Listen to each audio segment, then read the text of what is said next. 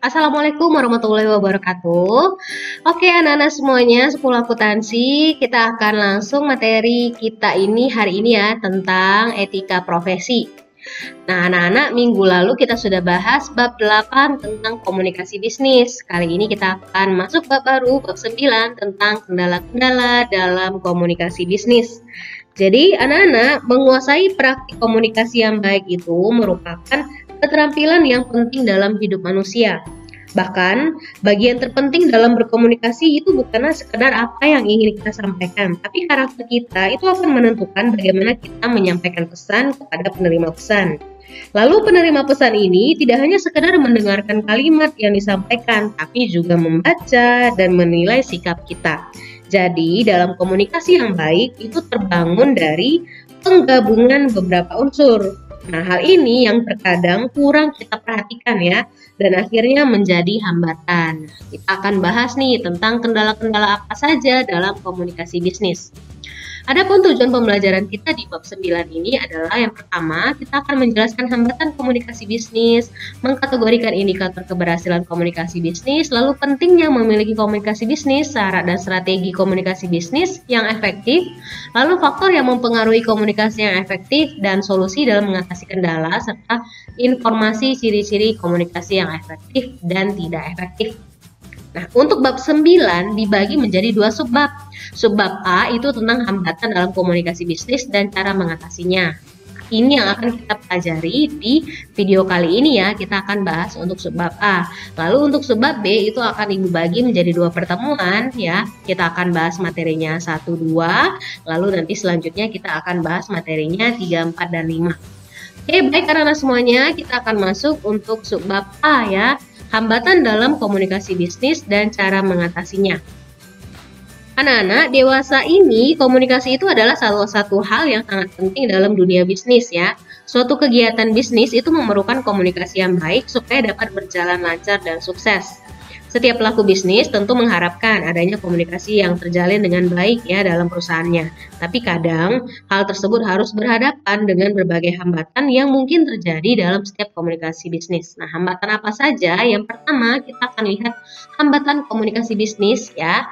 Hambatan komunikasi bisnis itu kerap terjadi dan sudah jadi dan bisa menjadi batu sandungan dalam sebuah bisnis ya. Oleh karena itu, macam-macam hambatan itu perlu kita kenali dan gangguan komunikasi itu bisa kita lakukan penanganan yang tepat. Jadi nggak selamanya komunikasi yang dapat terjalin dengan baik itu ketika muncul hambatan kita perlu nih untuk segera mengatasinya agar masalahnya nggak melebar kemana-mana. Yang pertama kita lihat hambatan teknis. Hambatan teknis ini dipengaruhi oleh kondisi lingkungan teknis yang menimbulkan hambatan pada arus komunikasi. Sehingga komunikasi yang dibangun menjadi tidak efektif dan efisien, bahkan bisa terjadi kesalahpahaman dalam komunikasi. Hambatan komunikasi yang bersifat teknis ini mencakup ketersediaan fasilitas komunikasi, peralatan, teknologi, dan jaringan yang dibutuhkan.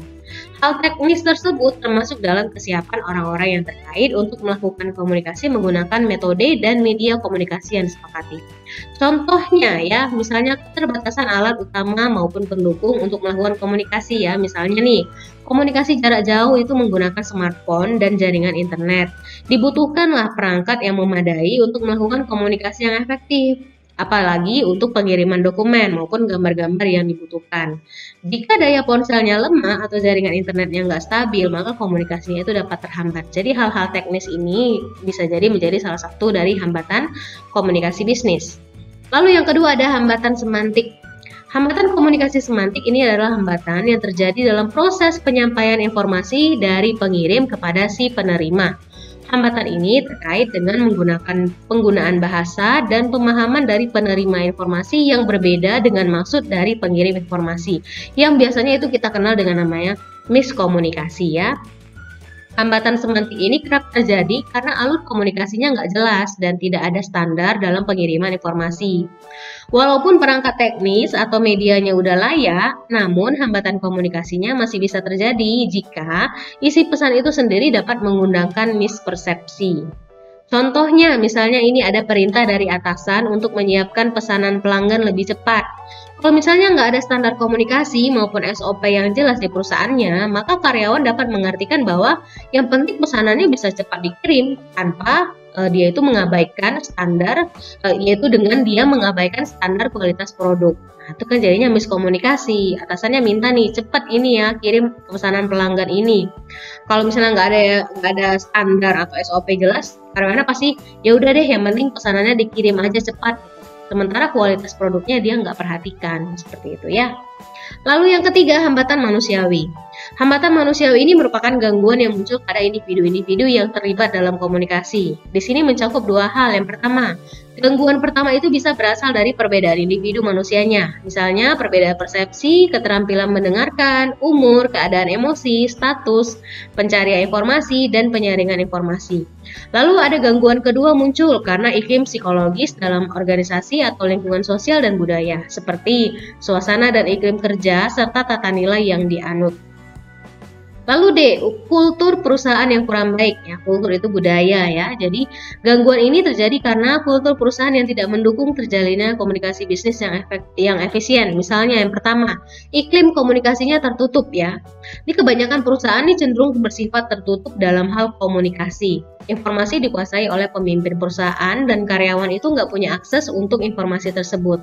Yang kedua, struktur organisasinya rumit. Jadi ini juga akan mengakibatkan terhambatnya alur komunikasi ya.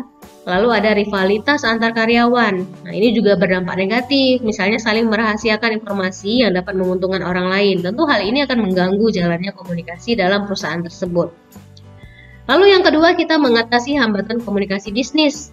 Proses terjadinya komunikasi, semua isi pesan yang dikirim akan diterima oleh komunikan dengan berbagai perbedaan tangkapan inti isi pesannya. Hal ini disebabkan karena perbedaan latar belakang, persepsi, budaya, dan beberapa hal lainnya. Suatu pesan atau informasi yang disampaikan itu harusnya memenuhi 7 syarat yang dikenal dengan 7C ya, yaitu concreteness, conciseness, consideration, completeness, clarity, correctness, dan courtesy. Nah, kita lihat satu persatu. Yang pertama, concreteness atau konkret. Jadi proses penyampaian informasinya itu akan lebih baik jika disampaikan dengan bahasa yang jelas, pasti, dan gamblang. Lalu yang kedua, conciseness atau singkat. Jadi pesannya itu akan lebih baik disampaikan dengan singkat, dengan mengutarakan gagasannya dalam jumlah kata yang sekecil mungkin. Jadi singkat, padat, jelas, tanpa mengurangi makna, tapi tetap menonjolkan gagasannya. Lalu yang ketiga, consideration, itu pertimbangan. Jadi sebaiknya ketika kita mau memberikan suatu informasi, kita mengikut sertakan empati diri dengan mempertimbangkan dan mengutamakan penerima pesan. Seperti misalnya atasannya mau mem-PHK karyawannya, sementara karyawannya sedang berduka. Jadi kalau dia tidak ada empati, tidak ada pertimbangan dari dalam diri dia sendiri sebagai atasan, nah itu kurang bagus. Jadi komunikasinya jadi tidak lancar ya. Lalu D, completeness atau lengkap ya. Jadi informasinya harus lengkap jika berisi semua materi yang diperlukan supaya penerima pesan juga dapat memberikan tanggapan yang sesuai dengan harapan si pengirim pesan. Yang kedua, selanjutnya ya anak-anak, yang kelima, clarity atau kejelasan. Informasi sebaiknya disampaikan dengan bahasa yang semua orang paham ya. Jangan sampai orang nggak paham baca pesan kita ya. Dan mudah untuk diinterpretasikan serta memiliki makna yang jelas. Lalu ada correctness atau ketelitian. Informasi dibuat dengan teliti menggunakan tata bahasa, tanda baca, dan ejaan dengan benar atau formal. Dan terakhir ada courtesy atau kesopanan. Jadi disampaikan dengan gaya bahasa dan nada yang sopan. Ini akan timbullah kedekatan hubungan yang baik dalam komunikasi bisnis. 3. Indikator keberhasilan komunikasi bisnis. Keberhasilan komunikasi bisnis itu juga sangat ditentukan oleh keefektivitasan dalam pelaksanaan komunikasi bisnis. Efektivitas komunikasi bisnis itu ditentukan oleh beberapa hal. Yang pertama ada ketepatan. Setiap komunikan atau audiens mempunyai kerangka pikir, sehingga agar komunikasi dilakukan dengan tepat sasaran, maka komunikator perlu mengekspresikan hal yang ingin disampaikan sesuai dengan kerangka pikir komunikan tersebut. Yang kedua, persepsi.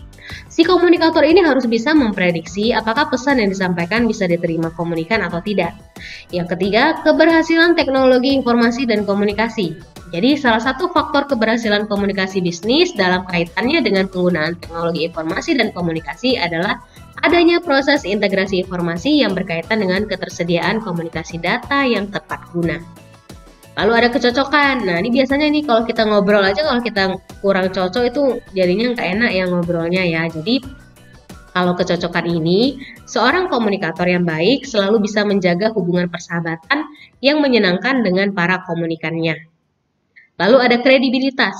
Dalam melakukan komunikasi, komunikator ini perlu mempunyai suatu keyakinan bahwa komunikannya bisa dipercaya, dan ada baiknya juga dia harus mendapatkan kepercayaan dari komunikan. Lalu ada pengendalian. Dalam komunikasi, komunikan ini memberikan reaksi atau umpan balik atau feedback terhadap pesan yang disampaikan. Reaksi ini harus bisa dikenali oleh si komunikator, jadi tidak melenceng dari target komunikasi yang diharapkan.